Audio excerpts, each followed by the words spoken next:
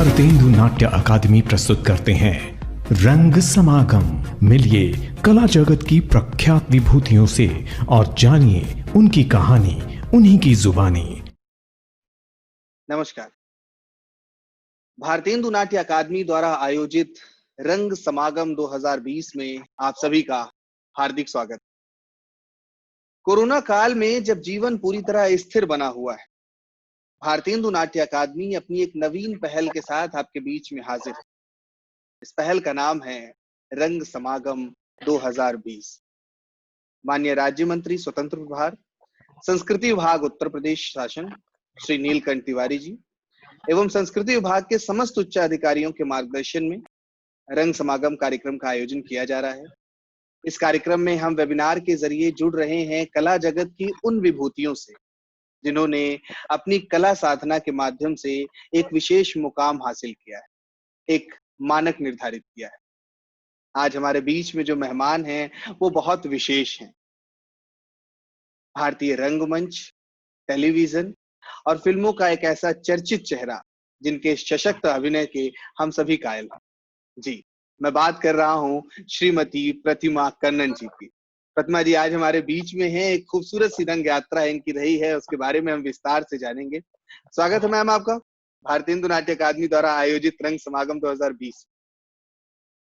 नमस्कार, धन्यवाद बहुत बहुत। मैम उम्मीद करते हैं कि कोरोना काल में पूरी तरह सपरिवार सुरक्षित होंगे आप। जी बिल्कुल, घर से निकलना बंद है एकदम। जी जी मैम, पहले तो बहुत बहुत धन्यवाद कि आपने भारतेंदु नाट्य अकादमी के इस आमंत्रण को स्वीकार किया और अपनी इस जो खूबसूरत सी यात्रा रही है उसको साझा करने के लिए आप हमारे इस कार्यक्रम का हिस्सा बनी। बहुत कुछ सौभाग्य तो मेरा है कि भारतेंदु कला अकादमी ने मुझे याद किया। जी। तो मैम बहुत कुछ जानना है, समझना है आपकी इस खूबसूरत सी रंग यात्रा के बारे में। दिल्ली में जन्म हुआ मैम आपका और दिल्ली में ऐसा कहा जाता है कि एक वो भी दौर था जब प्रतिमा जी मंच पे होती थी तो दर्शक कहीं भी हो एक अलग ही ऑरा होता था। आपके नाटक की टिकट्स पहले बुक हो जाती थी और एक अलग ही पागलपन आपके नाटकों को लेकर के होता था। वो दौर सबने देखा है, जाना है। लेकिन इस दौर के पहले वो दौर जब शुरुआती दौर में रंगमंच के प्रति एक झुकाव हुआ, आकर्षण हुआ, तो उन दिनों के बारे में कुछ बताइए। देखिए, मैं एक क्रिश्चियन परिवार से हूँ और कहते हैं, वैसे लोग ये समझते हैं कि क्रिश्चियन फैमिली बहुत ब्रॉड माइंडेड होते हैं, पर नाटक को लेकर, रंगमंच को लेकर वहाँ भी काफी अड़चने रही। और ये सुनते ही कि मेरा रुझान थिएटर की तरफ है। सबसे पहले तो बचपन में कुछ ऐसा माहौल था, मेरे ब्रदर जो हैं वो सिंगर थे और मतलब अपना गिटार बजाते थे। मम्मी मेरी प्रिंसिपल थी, फादर मेरे डीटीसी परिवहन में टिकट सेक्शन इंचार्ज थे। जबकि माहौल थोड़ा घर में आर्टिस्टिक था, पर फिर भी कैसे रंगमंच के लिए उस वक्त तो मना किया जाता है। मेरा ख्याल से जितने भी लोग हैं उस वक्त के, सबने पहली बार ना ही सुना होगा। बचपन में ऐसा था कि हमारे जो एक हमारी जीटीसी जो कॉलोनी थी उसमें शुरुआत करी थी मेरे पेरेंट्स ने कृष्ण लीला, रामलीला करने से। तो उसमें हम छोटे छोटे काम, उस समय तो लड़के ही लड़कियों का कैरेक्टर किया करते थे, तो हम बैक स्टेज लड़कों को तैयार करना, ऐसी चीजें किया करते थे। तो शुरुआत रंगमंच की मेरी वहां से हुई, पर मैंने कभी रंगमंच पर काम नहीं किया। मेरे ब्रदर करते थे, रामलीला में कोई रावण बनता था बड़ा वाला, छोटा दशरथ बनता था, एक ब्रदर मेरा भरत बनता था, लेकिन हम बैक स्टेज पे ही काम करते थे। होते होते मेरी पढ़ाई चलती रही और मैंने हायर सेकेंडरी पास किया।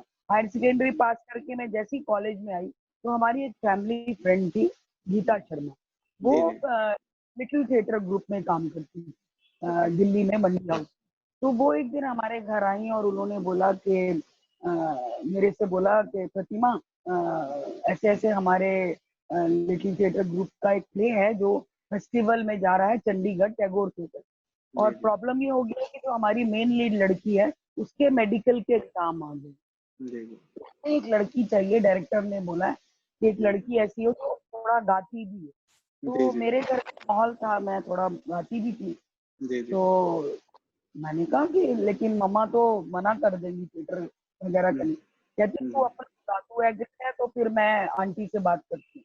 मैंने जी कहा यार मैं नहीं हूँ, क्योंकि उसकी हम बहुत बातें थिएटर की सुना करते थे, बहुत उसके, वो जब हमारे घर आती थी रात भर उसके साथ बैठते थे, तू बता, वो थिएटर के गाने सुनाती थी हमें सब कुछ। जी तो जी उसने कहा हाँ मैं राजी हूँ।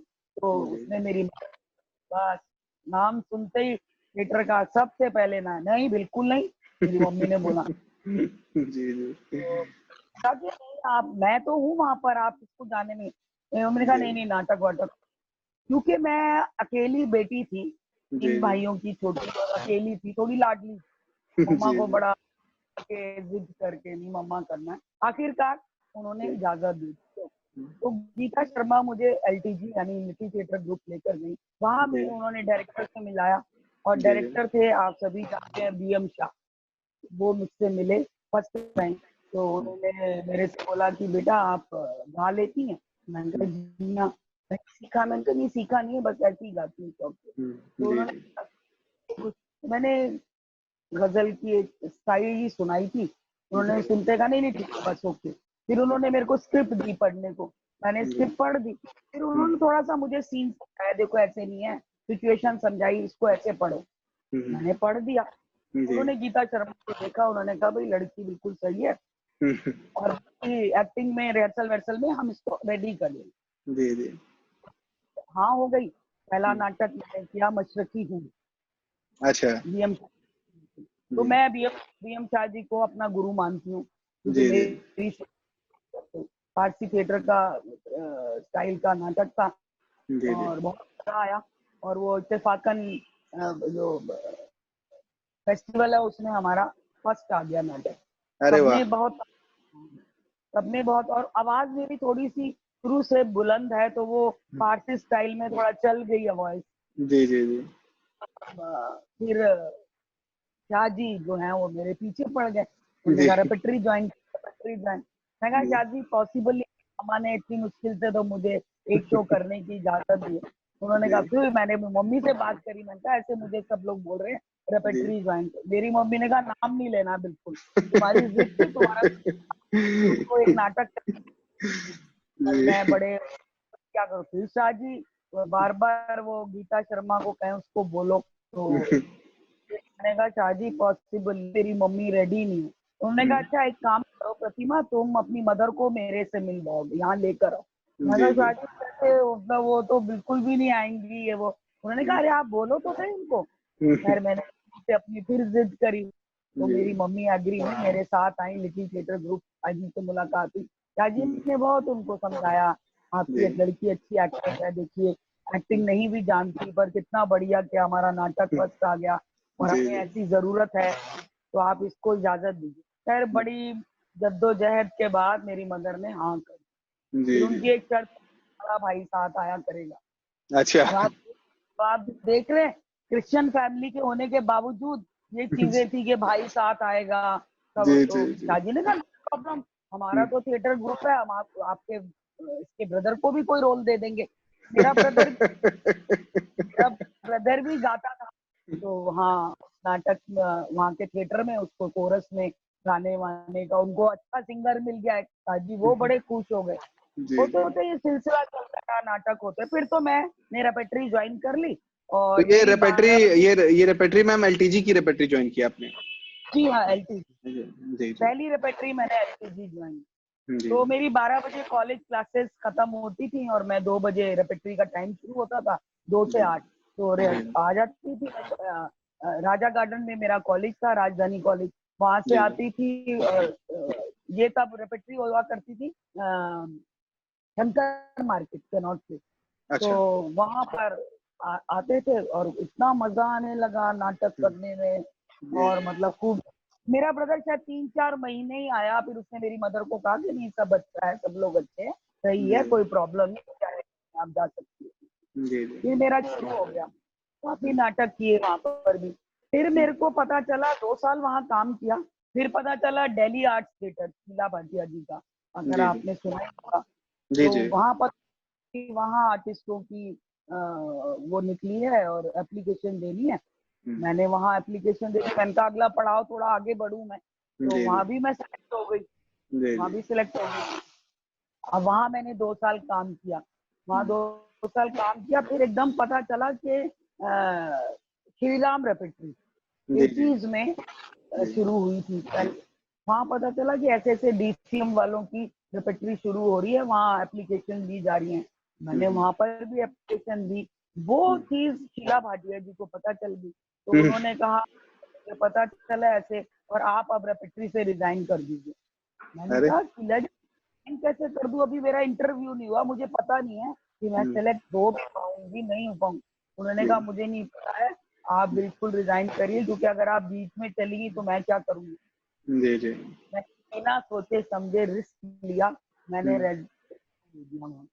और फिर मेरा रेपेट्री में मेरा इंटरव्यू हुआ, और वहाँ पर मैंने इंटरव्यू दिया, तो वहाँ पता चला कि मेरे कॉलेज के लेक्चरर भी पैनल में बैठे थे।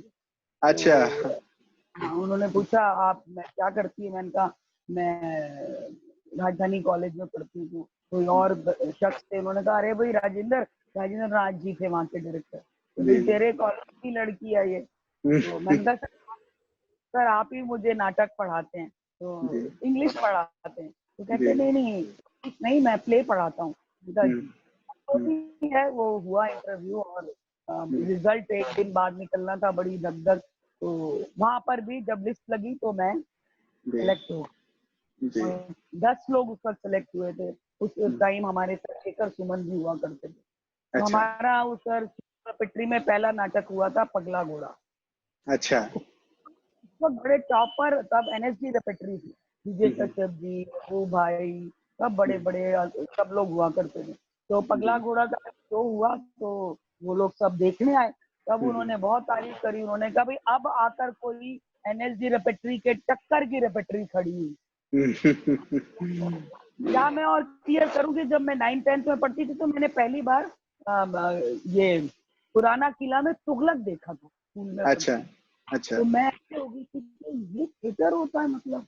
तो अब जाकर वहां से कट्टू, मुझे जब यहाँ पता चला कि ये एनएसडी रेपेट्री है, इसका मैंने कभी तुगलक नाटक देखा था। जी खैर वहां भी दारोमदार चलता रहा, मैंने बहुत नाटक करा, सखाराम बाइंडर, अंजी, और क्या कहते हैं जो राम रची राखा, जी पंछी ऐसे आते हैं कई करे बहुत, तो मेरे को याद है आषाढ़ का एक दिन। जी जी वहां मैंने 6 या 7 साल काम किया।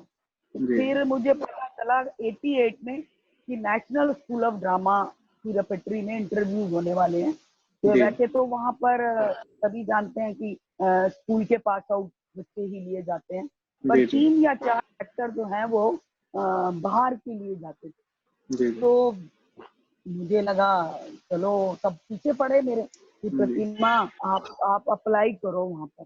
तो एनएसडी तो हमारे लिए ऐसा होता था जैसे बहुत बड़ा कुछ, ऐसा नहीं करती, मतलब ऐसे लोग कहेंगे कि अपने आप एनएसडी के लायक। मैंने कहा पागल हो तुम, इतने टाइम से थिएटर कर रही हो, तुम करो अप्लाई। सबने मेरे को फोन किया, तो मैंने वहां भी एप्लीकेशन दी। और इस बीच ये भी बताती हूँ कि बीच में मेरे को, जब मैं श्री राम कर रही थी, तो मेरे को थोड़ा सा हुआ कि मैं national school of drama school join करूं। तो मैंने सब शादी से ये बात कही कि शादी मैं national school of drama school करना चाहती हूँ। मेरे को एकदम से कहा कि पागल हो रही हो तुम इतनी अच्छी एक्टर हो, तो ऑटोमेटिक पहले से ही तुम इतने प्ले कर रही हो और इतना नाम है तुम्हारा, तुम 3 साल जाकर सिर्फ पढ़ने के लिए वेस्ट करोगी, कोई जरूरत नहीं। वहां पे कि अगर गुरु ने बात कही तो उसको लगा सही है। अब सीधा फिर जब मैंने एनएसडी में रेपेट्री में अप्लाई किया, तो मुझे लगा चलो एनएसडी रेपेट्री तो आ गई, स्कूल नहीं किया तो क्या हुआ। खैर जो भी अब इंटरव्यू दिया और मैं वहां पर सिलेक्ट हो गई। और वैसे तो मैं थिएटर में सीनियर थी, तो लेकिन एनएसडी रेपेट्री के हिसाब से तो मैं सी ग्रेड में हुई थी, तो मैं जूनियर ही मानती थी अपने। मेरा मानना है कि नई जगह आप जाते हैं तो आपको 0 से ही शुरू करना पड़ता है, क्योंकि आप अपने काम से ही वहाँ अपनी जगह बना पाते हैं। तो चलता रहा दौर, नाटक हुए, नाटक में रोल लेते थे, सब कुछ था। लेकिन ऐसा कभी नहीं हुआ कि मेरे को कभी कोई मेन रोल मिल पाया। करते थे काम करते थे। फिर वहाँ पर मैंने मित्रों मर्दानी भी किया। मैंने ये मित्रों मर्दानी दिल्ली आर्ट थिएटर में भी किया था। तब मैंने जनको का रोल, जब एनएसडी में किया तो मैंने मित्रों की मदर बालो का कैरेक्टर किया। होते होते आप सभी जानते हैं कि 6 साल का कॉन्ट्रैक्ट मिलता है एनएसडी में। तो मेरे को 1.5 साल ही हुआ था, तो दूसरे साल के अंदर मुझे पता चला कि ए ग्रेड के इंटरव्यू होने वाले हैं। और उस दरमियान 1 साल ऐसा आया था कि मेरे 3 नाटक हुए थे। एक तो ये आधे अधूरे, और दूसरा था खूबसूरत बहू, और तीसरा हुआ था हाउस ऑफ बरनाला। तो ये तीनों नाटक वो सुपर डुपर हिट हुए थे, और मैं बड़ी लकी मुझे अलकाजी साहब के साथ काम करने के लिए मिला था। अब मेरे पीछे आप सब जानते हैं उन एक्टर को जो मैं भूल नहीं सकती, रोहित आजकल भारत करने तिवारी जी करते हैं, वो भी उस वक्त रेपेट्री में वो मेरे पीछे पड़ा, प्रतिमा जी आप ए ग्रेड के लिए अप्लाई करो। मैंने उसको कहा तुम पागल हो रहे, 1.5 साल हुआ है मुझे रेपेट्री में आए, सारे बोलेंगे अपने आप को ए ग्रेड के काबिल समझ लिया। तो उसने मुझे बहुत, उसने कहा आपके 3 नाटक हिट हुए हैं और आप ही डिजर्व करती हैं इस साल, आप करियो। बेचारा मेरे को एप्लीकेशन लेके बैठा रहता था, बस आप साइन कर दीजिए, आप साइन कर दीजिए। लास्ट ये 5 बजे तक का टाइम था एप्लीकेशन देने का, मैंने 4 बजे जाकर अपनी एप्लीकेशन दी। अब सभी जानते हैं कि वहाँ तो सारे स्कूल के ट्रेंड एक्टर हैं, सबको पता चला तो शुरू हुई।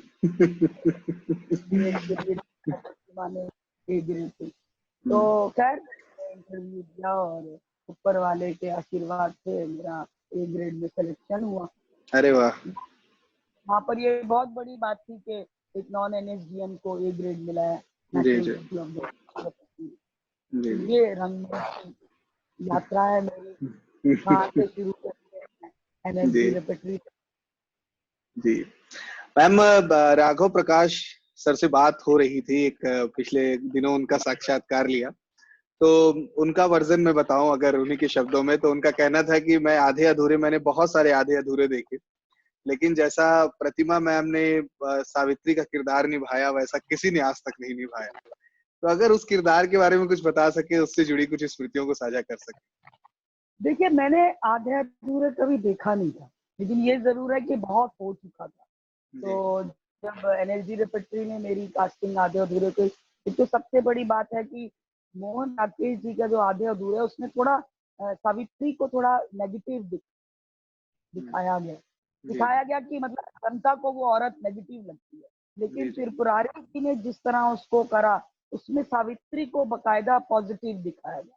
और सच में बोलूं तो डीएनए के कुछ बच्चे मेरे साथ काम कर चुके हैं, हिमांशु वेबर, शिव गुप्ता, आदित्य, सब लोग वो मेरी लाइफ को जानते हैं। कुछ एक ऐसा पीरियड मेरी लाइफ में आया था, मेरी पर्सनल लाइफ में, तो जब मैं सावित्री कर रही थी तो मेरे जिंदगी का पर्सनल जो एक्सपीरियंस है उसने मुझे बहुत साथ दिया सावित्री करने में, क्योंकि मेरी जिंदगी की घटना मेरे साथ हुई थी कि सावित्री जब मैं करती थी तो मुझे लगता था कि मुझे कुछ नजर नहीं आता था, मैं एकदम उसमें घुस जाया करती थी। और खास तौर से मैं कभी भूलती नहीं हूँ उसकी सावित्री की लास्ट स्पीच।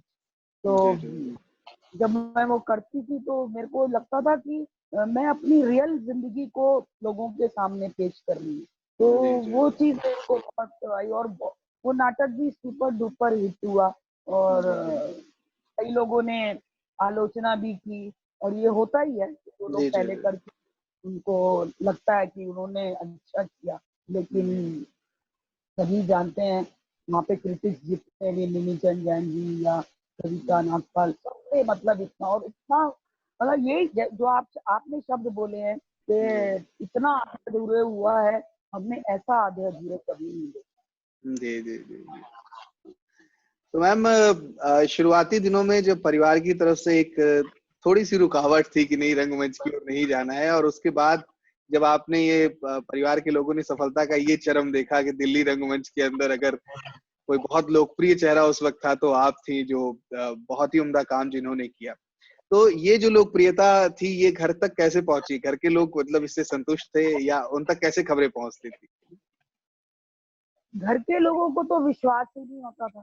और मेरे फादर, क्योंकि मैं बहुत लाडली थी पापा की अपने, वो बहुत आते थे मेरे नाटक देखने। जी। और पेपर में फिर ऑफ कोर्स जब पेपर में नाम आता था दीदी, तो फिर मेरे घर वालों को भी लगा कि इसने कहा, तो वो प्राउड फील करते थे, बहुत खुश होते थे कि मतलब मैं अपनी मम्मा को बोलती थी कि देखा आप मुझे जाने नहीं देते थे, अब जी। देखिए। बिलीव नहीं होता था कि देखो इसने जो एक जिद करी और मतलब करा, तो आज इतना इसने जगह बना ली थिएटर में, तो जी। बहुत खुश होते थे। और सबसे बड़ी बात, उनको प्राउड फील होता था कि हम सब इस लाइन को बिलोंग नहीं करते, फिर भी ये गई, इसने मेहनत करी और मतलब आज ये रंग दिखा रही है, तो सब बहुत खुश होते थे। जी। और जी।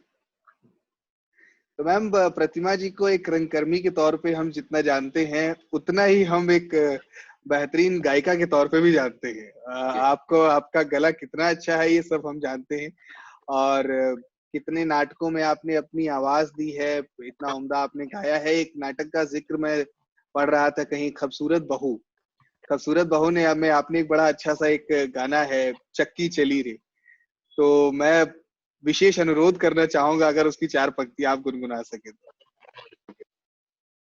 देखो बेटा, ऐसा है कि क्या है कि थिएटर में तो हम गाते रहते थे, हमारी आवाज गाना भी एक ऐसी चीज है कि आप उसका रियाज करते रहें, गले को इस्तेमाल करते रहें, जी। तो अच्छा रहता ही है। अब जब जी। से बॉम्बे आए हैं तो गाने का तो इवन मीडिया में तो किसी को पता भी नहीं है कि मैं गाती हूँ, तो जी। अभी जी। गला उतना मेरा साथ तो नहीं देता है, जी। क्योंकि रवानगी है ही नहीं गाने में। जी। और थोड़ा सा क्रैक भी होती है, पर फिर भी हम्म। कोशिश करूंगी हाँ, कुछ भी जो मैम, लाइन 4 पंक्तियां कुछ भी मैम। अपने आता है तो जरूर सुनाऊंगी। जी। जी। सड़क पे तो चक्की चले रे, सड़क पे तो चक्की चले रे, चक्की चले रे पिसनारी, के आई मोरी सौत रे, सड़क पेरी हो के आई मोरी सौत रे, सड़क पेरी हो, नर्मदा मैया हो कुंवारी बहे रे, कुंवारी बहे रे गंगा मैया, बहत दूधा धार रे, सड़क पेरी हो बहत दूधा धार रे, सड़क पेरी हो। Thank you so much ma'am. बहुत बहुत प्यारा सा गीत था और उससे सुरील, ज्यादा सुरीली आवाज। थैंक यू सो मच, हमारे इस अनुरोध को आपने स्वीकारा और बहुत प्यारा था ma'am. Thank you. Ma'am, Delhi रंगमंच की यात्रा बड़ी रोचक रही जैसा आपने बताया, और बड़ी अच्छी बात ये थी कि आप जिस भी दरवाजे को खटखटाई वो दरवाजा आसानी से खुला और आपने अपनी एक पहचान बनाई। फिर मुंबई की ओर कैसे अवसर मिला या उधर जाने का निर्णय कैसे रहा? नहीं, ऐसा नहीं है। मुझे एनएसडी में 6 साल के बाद फिर उन लोगों ने बोला कि आपको हम 6 साल का आगे आगे रिन्यू करते हैं आपका। तो मैंने अपने मन में ऐसा सोच लिया था कि अब मुझे मुंबई जाना है। तो मैंने बोला कि नहीं, मुझे नहीं करना। तो मैंने सोचा है मैं मुंबई जाऊंगी। और ये चीज़ जब मेरे घर वालों के सामने मैंने रखी, तो उनको एकदम सुन के हुआ।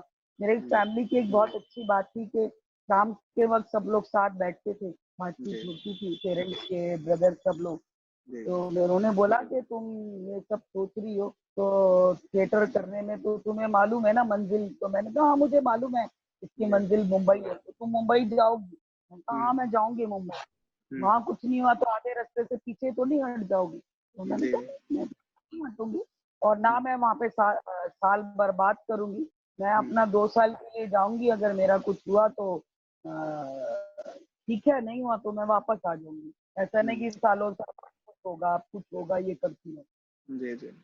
तो मुझे थोड़ा सा वहाँ पे लोगों से ऐसे कमेंट्स भी मिले जो मेरे को कह लीजिए थोड़े चुभे भी, और जी उन्हीं जी। कमेंट्स ने मेरे अंदर एक वो भी पैदा की कि नहीं मुझे जाना है।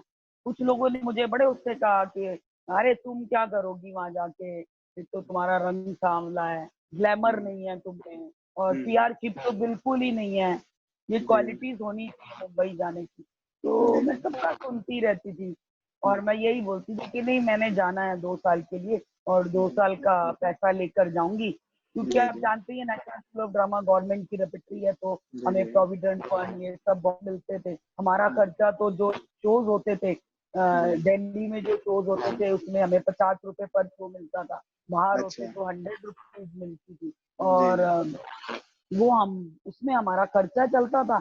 और ये प्रोविडेंट फंड वगैरह में लोग लोन वगैरह लेते थे, मैंने कभी नहीं लिया था 6 साल में। तो जी जी। मेरा एक थॉट ही ये शुरू से था कि मैं बॉम्बे ट्राई करूंगी, ट्राई करूँ।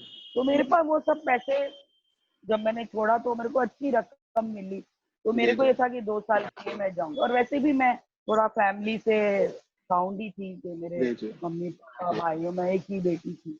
जी जी। तो मेरे को फिर लगा कि लोग जब ऐसे बोलते थे, मैंने जी जी। अपने मन में कहा कि भाई मैंने जाना जरूर है, ट्राई जरूर करूंगी, देखी जाएगी जो होगा। और मैं 95 फर्स्ट अगस्त बम्बई आई, जी और इसका श्रेय मैं सबको बताना चाहूंगी कि मेरे जो हस्बैंड है मिस्टर कनन, जी। जी तो हाँ, तो लगभग डीएनए के लोग तो सब जानते ही हैं। तो जी।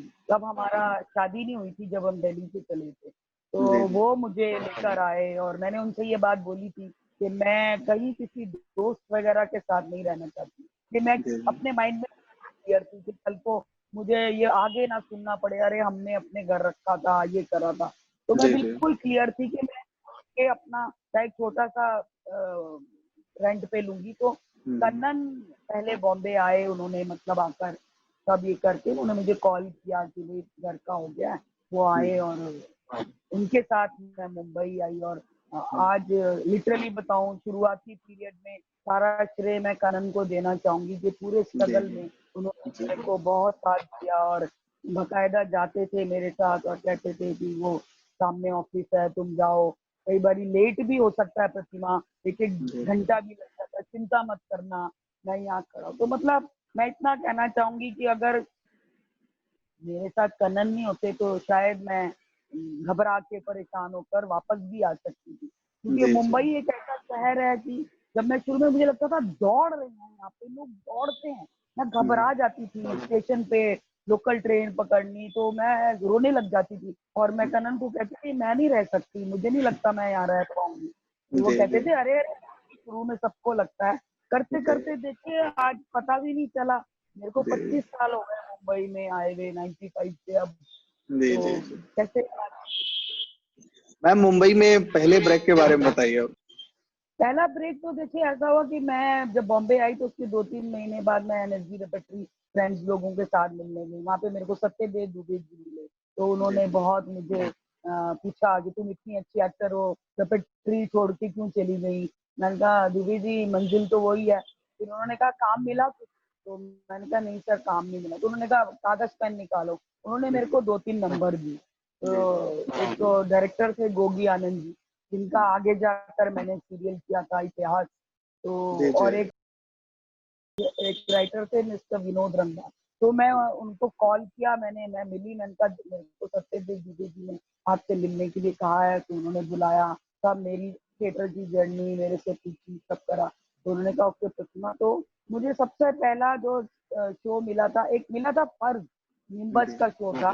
लेकिन मुझे पॉपुलैरिटी जो मुंबई में पहले मिली वो इतिहास सीरियल से मिली, इतिहास उसका से। प्रतिमा जी।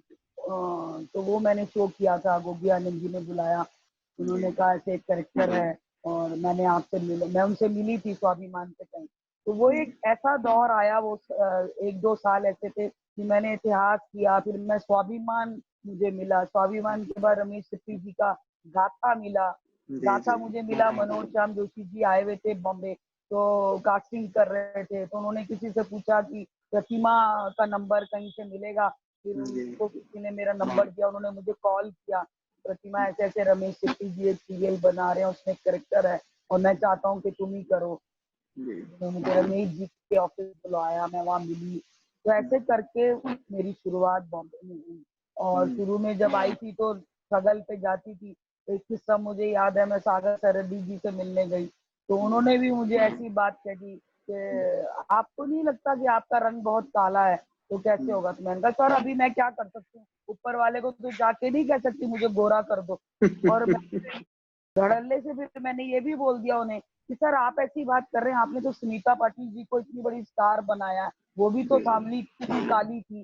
तो उन्होंने मेरा जवाब सुना। फिर उन्होंने मुझे बोला कि प्रतिमा जी एक बात मैं बोल रहा हूँ, अभी तो मैं कुछ नहीं कर रहा, लेकिन एक वक्त ऐसा आएगा जब आपको काम मिलेगा तो लोग आपके नाम से रोल लिखा करेंगे, और जो रोल में आप सुटेबल होंगी कोई उसमें कास्ट नहीं हुआ करेगा। क्या बात। तो बस ऐसे ही। तो मैम, मुंबई में रहते हुए निश्चित तौर पर, जैसा कि हम सभी जानते हैं, एक अजीब सा संघर्ष होता है। तो वैसे तो आप लगातार व्यस्त रही, 30 से ज्यादा फिल्में, 16 से ज्यादा टीवी सीरियल्स। कभी ऐसा क्षण आया मैम कि लगा कि थोड़ा फ्रस्ट्रेशन आ रहा है, संघर्ष ज्यादा हो रहा है?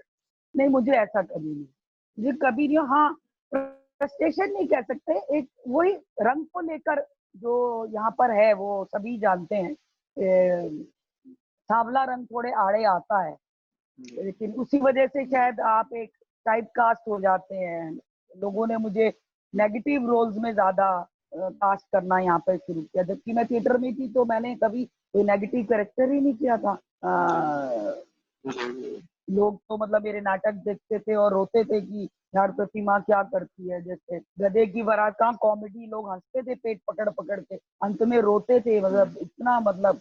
लेकिन यहाँ मुझे मतलब नेगेटिव रोल्स में अब काम करना है, और बॉम्बे शहर में रहना अपने में बहुत बड़ी बात है, बहुत एक्सपेंसिव शहर है, तो काम तो करना है, अब चाहे नेगेटिव मिले या कुछ मिले। तो फिर भी ऐसा नहीं है कि मैंने बहुत ज्यादा कोई संघर्ष का सामना किया, कुछ ऐसा होता रहा भगवान की दया से। मुझे जैसे आपको मैंने बताया, दुबे जी ने मेरे को ऐसे सपोर्ट किया, फिर दुबे जी के थ्रू मुझे काम मिला।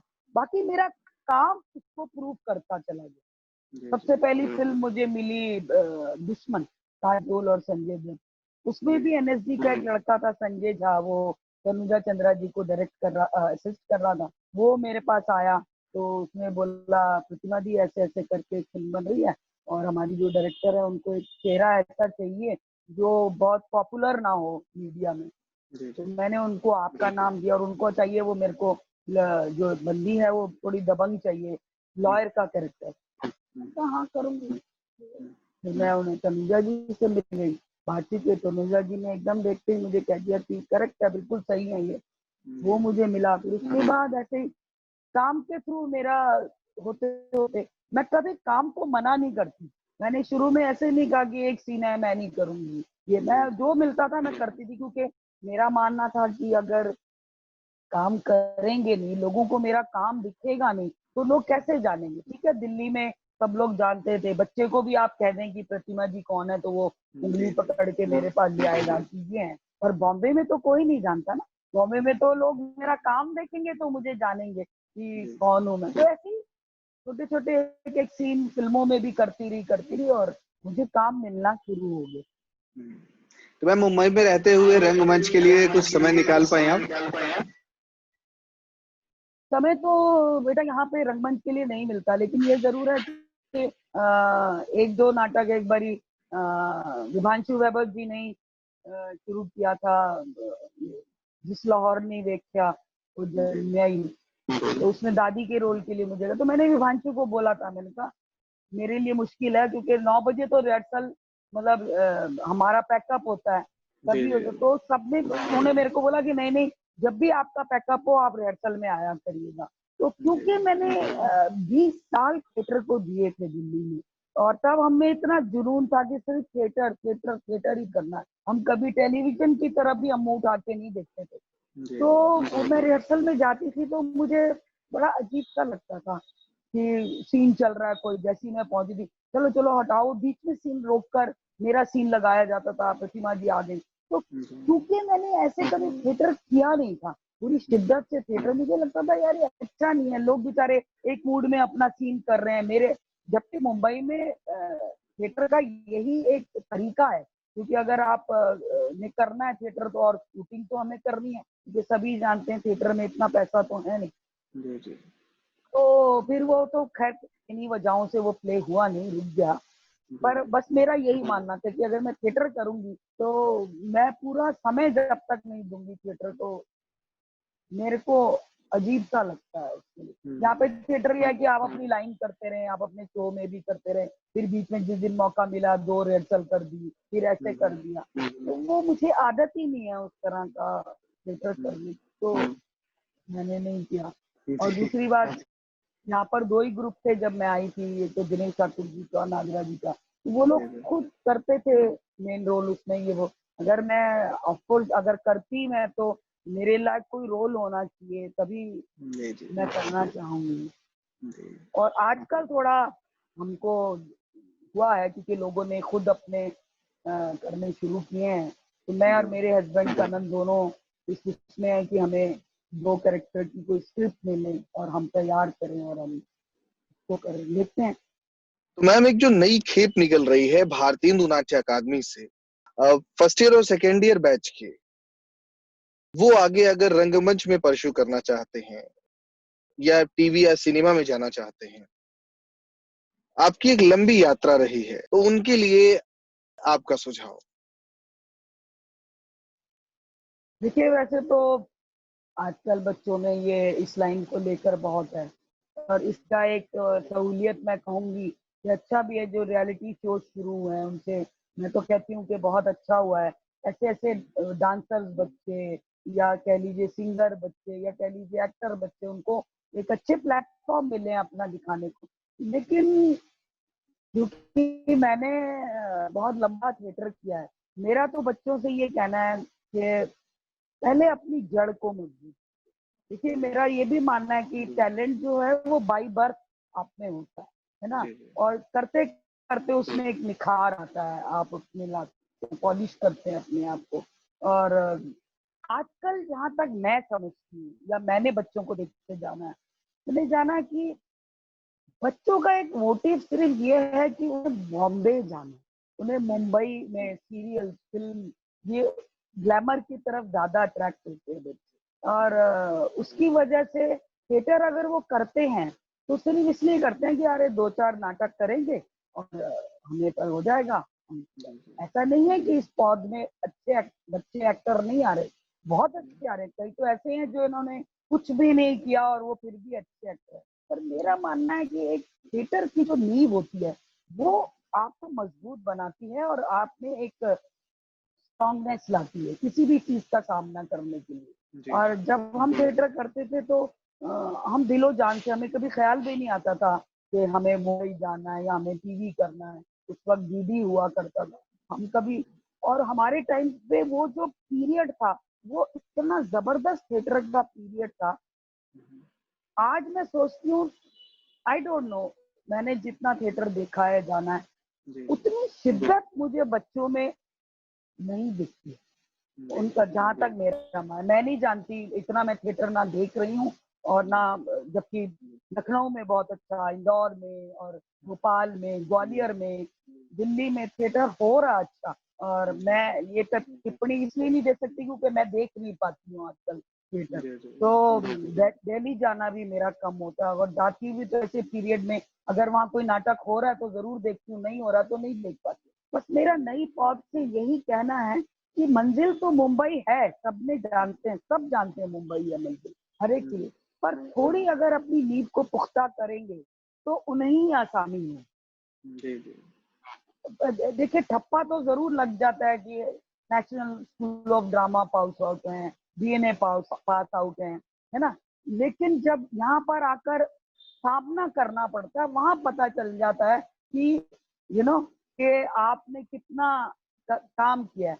आप कोई भी डिप्लोमे के बाद जब तक प्रैक्टिकल कुछ समय टाइम देकर नाटक नहीं करेंगे, जी जी वो बात मुझे लगता है थोड़ा बच्चों को परेशानी होती है। जी जी हर कोई तो नसीरुद्दीन शाह नहीं होते, पंकज कपूर नहीं बनते, कि जी जो मतलब कुछ बच्चे ऐसे भी निकलते हैं जिन्हें जरूरत ही नहीं होती, पर क्योंकि सबका रुझान है इस तरफ, और मैं क्योंकि थिएटर रंगमंच पर आज बात कर रही हूँ, तो रंगमंच के बच्चों से मैं यही कहूंगी, बेटा आना तो मुंबई है, सबको आना है, सबका मोटिव है ये। पर अगर वो आप BNA करके डिग्री लेकर सिर्फ आने की सोचते हैं तो मत करिए, थोड़ा सा थिएटर में काम करिए 1-2 साल, फिर आप मुंबई आएंगे तो आपको बहुत आसानी होगी। मैम 20 साल आपने लगभग थिएटर किया है और 20 साल में बहुत से नाटक आपने किए, लेकिन ऐसा कोई किरदार जो आपके दिल के बहुत करीब हो? सावित्री को तो हम जानते हैं कि सावित्री के बारे में तो बहुत सारी चर्चाएं हैं, लेकिन इसके अलावा और कोई ऐसा किरदार जो बहुत करीब हो दिल के आपके? एक दो किरदार है, एक भानु भारती जी ने प्ले किया था डेथ ऑफ अ सेल्समैन, उसका हिंदी में वो रूपांतरण हुआ था और उसका नाम था दिन के अंधेरे। तो उसमें जो मेन कैरेक्टर मैंने किया था वो पंजाबी उन्होंने रखा था, उसकी औरत ललित बहल वो करते थे, हस्बैंड वाइफ हम थे, महेश वशिष्ठ उसमें थे। तो उन्होंने मेरे कैरेक्टर को रखा था पंजाबी औरत, क्योंकि मैं ऐसे माहौल में रही हूँ जहाँ मैं रहती थी, वो पंजाबी माहौल था, मैं पंजाबी बहुत अच्छी बोलती हूँ, तो वो कैरेक्टर मैंने जी वो रोल मुझे बहुत पसंद था, बहुत ज्यादा। वैसे तो सभी नाटक मेरे अच्छे रहे हैं, और एक सखाराम बाइंडर अपने में चंपा का रोल किया था मैंने, वो भी एक छाप मेरे अंदर उसने छोड़ी। तो मैं ऐसे नहीं कहूंगी कि किसी भी किरदार, छोटे छोटे किरदार, देखिए बैरी जॉन हमारे यहाँ एक नाटक करने आए थे, तो उसमें सिर्फ एक ही कैरेक्टर था फीमेल, तो सीमा भार्गव करती थी। अब हमारे इम्प्रोवाइजेशन वगैरह होते थे, तो बैरी जी ने मेरे को देखा था, तो वो कहते थे मैं क्या करूं, मेरे को प्रतिमा जी के लिए कैरेक्टर करना है, अब इसमें कोई कैरेक्टर है ही नहीं। तो उस प्ले में जो नौकर का रोल था, तो उन्होंने दोनों मेल कैरेक्टर थे, फिर उन्होंने अंत में ये करा कि कुछ भी हो मैं इसमें एक फीमेल नौकर रखूंगा और एक मेल रखूंगा, तो उन्होंने मुझे वो फीमेल कर, और उसमें कोई डायलॉग नहीं था, बस उसमें ये था कि मेरे को जो कैरेक्टर मिला था उसमें मैं सोती ही रहती थी, कुछ भी काम कर रही हूँ वह मुझे नींद आ जाती थी, और मतलब कोई डायलॉग नहीं था, और मतलब भगवान की कृपा से उसमें भी मुझे इतने मतलब अच्छे कमेंट्स मिले, उन्होंने कहा यही जो लोग कहते हैं कि यार डायलॉग नहीं थे, नहीं तो मैं कुछ कर कर दिखा देता, कुछ करके दिखाती, कुछ लाइनें ही नहीं थी मेरे पास, तो लोगों ने मुझे कमेंट दिए थे कि ये लाइन जो बोलते हैं लोग वो गलत साबित हो गए, क्योंकि प्रतिमा ने मतलब ऐसा कैरेक्टर किया कि जिसमें कोई डायलॉग नहीं था, लेकिन उसके बाद तो वो एक रोल मुझे बहुत अच्छी तरह याद है कि मेरे लिए थिएटर के सारे रोल बहुत प्यारे हैं, बहुत प्यारे हैं। और मैं सच बोलूं कि जो थिएटर में मैं कर कर आई हूँ मुंबई में, तो लिटरली बताऊं या आज भी मेरी पसंद का जो मैं मतलब भरा होता है, इतना अच्छा काम थिएटर में किया है, ये संतुष्टि है और ये इंतजार है कि मरने से पहले मेरी पसंद का कोई किरदार तो मिलेगा। मैम जैसा कि अभी हम लोग चर्चा कर रहे थे कि बहुत सारे लोगों का इंटरव्यू लिया मैंने, सभी का यही कहना, हालांकि आप दिल्ली से की हैं, अच्छी बात ये, लेकिन जो छोटे शहरों में रंगमंच उस दौर में हुआ कर, विशेष रूप से आपके दौर में, वहां एक बहुत बड़ी समस्या ये होती थी आधी आबादी की हिस्सेदारी की, कि महिला चरित्र नहीं मिलते थे जल्दी, बहुत मुश्किल से लोग घर घर जाते थे मनाने के लिए कि भाई किसी तरीके से आप आ जाइए करने के लिए। सतीश आनंद जी का मैं इंटरव्यू ले रहा था, उन्होंने बताया कि बिहार की क्या स्थिति थी उस वक्त। तो मैम आपके समय में आपने तो बताया जो आपकी व्यक्तिगत स्थिति थी, आधी आबादी की कितनी हिस्सेदारी होती थी उस वक्त? मैं जब थी तो बहुत ज्यादा तो नहीं, लेकिन हाँ अच्छी खासी लड़कियां काम किया करती थी, और लेकिन क्योंकि मैंने रेपेटरीज में ही काम किया था और रेशियो जो होता था लड़कों से कम ही हुआ करता, मतलब 4 या 5 लड़कियां होती थी, लड़के होते थे 10-10, 12-12, और जो एमेच्योर ग्रुप्स होते थे उसमें तो कोई 1-2 लड़की ही आया करती थी। और ये देखिए कि मैं उन 1-2 लड़कियों को ही बहुत शाबाशी दूंगी कि मैं जब मिलती थी कई बारी तो वो आपके डीएनए से ही एक शीला करके एक छोटे से की लड़की है, मैं नाम पूरा नहीं जानती, वो भी लड़की, तो जब मैं उनके फैमिलीज और वो जो यूपी साइड से जो बच्चियां लड़कियां आती थी, वहां का जब मैं उनके घर का माहौल सुनती थी कि उन घरों से किसी का आना, किसी लड़की का हिम्मत करके आना, मैंने एक बहुत बड़ी बात होती थी। और मैं उस समय तो, आज जितना लड़कियां काम कर रही हैं थिएटर में, उस समय रेशो जरूर कम, ये तो बिल्कुल लिखी हुई बात है। और जो लड़कियां उस समय अपने घर से लड़ झगड़ के या जो भी जिद करके आती थी, उनको शाबाशी के काबिल है। और आज जितनी लड़कियों को मैं जानती हूँ उन्होंने अपना एक मकाम बनाया है। मैम, निश्चित तौर पे आप जैसे लोगों की भूमिका बहुत विशेष है कि आप जैसे लोग जब आगे निकलते हैं, एक मानक निर्धारित करते हैं, पूरी आधी आबादी का अब मनोबल उनका बढ़ता है। गार्जियंस भी इस चीज को लेके कन्विंस्ड होते हैं कि प्रतिमा जी जैसे लोग आगे बढ़े हैं, उन्होंने एक मानक निर्धारित किया, आप भी आगे बढ़ सकते हैं। बहुत खूबसूरत यात्रा रही है मैम आपकी। बहुत कुछ और हम लोग अभी जानना चाहते हैं, लेकिन समय सीमा में बंधे हुए हैं। प्रमुख सचिव संस्कृति विभाग उत्तर प्रदेश शासन और निदेशक भारतीय हिंदू नाट्य अकादमी श्री रमेश चंद्र गुप्ता जी की ये पहल है रंग समागम 2020, जिसके माध्यम से आप जैसे लोग जो इतना उम्दा काम कर रहे हैं, अच्छा काम कर रहे हैं, उनकी रंग यात्रा से हम लोग जुड़ने की कोशिश कर रहे हैं। तो मैम, इस पहल के बारे में, रंग समागम के बारे में आपके कुछ विचार आ सके? देखिए, मैं तो ये लॉकडाउन का बहुत शुक्रिया अदा करूंगी कि इस तरह के लोगों ने ये मीटिंग की शुरुआत करी। और मैं जहाँ तक मानती हूँ, आपके डीएनए और ये इलाहाबाद या ऐसे जो जगहें हैं, वहाँ पे थिएटर आज भी उतनी शिद्दत से जिंदा है और लोग इतने उससे कर रहे हैं। और ये देखिए, ये आपका रंग समागम जो आप कर रहे हैं और आप सब जुड़े, और इतने लेवल पर ये टेक्निक आज इतनी आगे बढ़ गई है कि हम अपने घरों में लॉकडाउन है लेकिन फिर भी लोगों तक रंगमंच को किस तरह पहुंचा पा रहे हैं। इसके लिए तो मैं, मतलब जितनी तारीफ करूं वो कम है। और इसमें, इस समागम में आपने मुझे याद किया तो मैं इसके लिए बहुत धन्यवाद करूंगी। और अब ऐसा लगता है कि ये सब आप लोगों का हौसला देखकर लगता है दोबारा से ऐसा मन करता है कि थिएटर ज्वाइन करना चाहिए, थिएटर का। क्या बात है मैम। लिटरली बताऊं, एक खुराक है।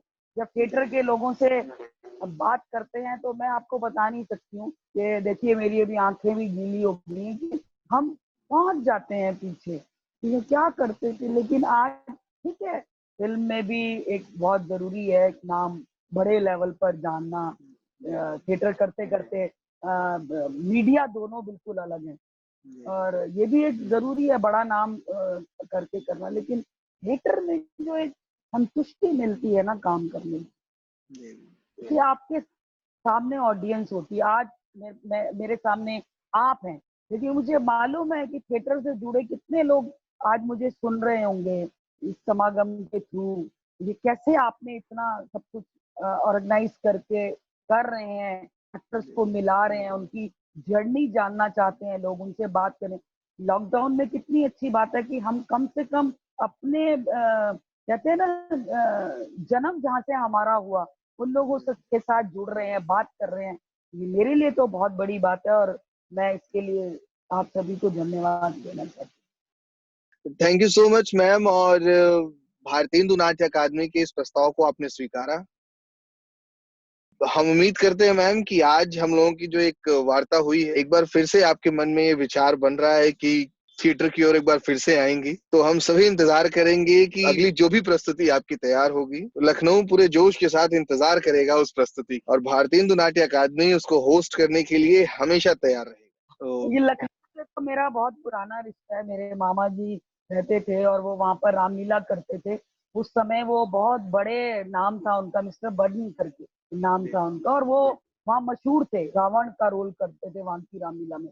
आप स्टेशन पे उतर के किसी रिक्शा वाले को भी कह दो कि रावण के घर जाना है तो वो उनको लेकर आ जाते थे। उनका बेटा वहां पर लखनऊ में है अभी, जॉन्टी बडन करके नाम है, वो भी थिएटर से और अपने म्यूजिक लाइन से जुड़ा हुआ है, काम कर रहा है थोड़ा थोड़ा।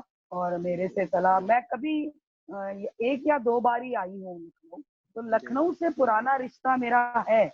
और अगर ऑफ कोर्स अगर मैं जब कभी नाटक तैयार करूंगी, कुछ होगा, तो ये तो मेरे लिए गढ़ है लखनऊ। हाँ, आज भी थिएटर इतने अच्छे से होते हैं और लोग इतने मन से करते हैं, वहां ना आऊं मैं, ऐसा हो ही नहीं सकता। और अब तो रिश्ता बन गया है, मैं खुद ही बोल सकूंगी आप लोगों को कि मैंने नाटक तैयार किया, मैं आना चाहती हूँ। बिल्कुल मैम। मैम, हम लोग इंतजार करेंगे कि आप तैयार करें और हम लोग उसको होस्ट करें, भारतीय हिंदू नाट्य अकादमी उसको होस्ट करे। तो हमारा आमंत्रण स्वीकार करने के लिए, हमारे कार्यक्रम में एक बहुत ही उम्दा जो आपकी रंग यात्रा रही है उसको साझा करने के लिए, और सबसे बड़ी बात ये संदेश देने के लिए कि बहुत सारे इस तरह के कटाक्ष हुए लेकिन फिर भी आप जिद पे कायम रही कि नहीं, मुझे ये करना है। और आपने प्रमाणित किया कि इस तरह की बाधाएं आती रहती हैं, लेकिन अगर दृढ़ संकल्प हो तो कुछ भी कर सकते हैं। तो आपने उसको प्रमाणित किया है। हम लोग पूर्णतः आश्वस्त हैं कि आपकी ये जो बहुत खूबसूरत सी यात्रा से बहुत सारे लोग प्रेरित होंगे। गार्जियंस भी जो ये इंटरव्यू देख रहे होंगे वो भी प्रेरित होंगे, अपनी बच्चियों को वो आगे निकालें, वो और आगे जाए। बहुत बहुत धन्यवाद मैम, पूरे भारतीय हिंदू नाट्य अकादमी परिवार की तरफ से। जल्दी मुलाकात होगी मैम फिर किसी मुहिम के साथ, तब तक के लिए नमस्कार। आप सभी का धन्यवाद।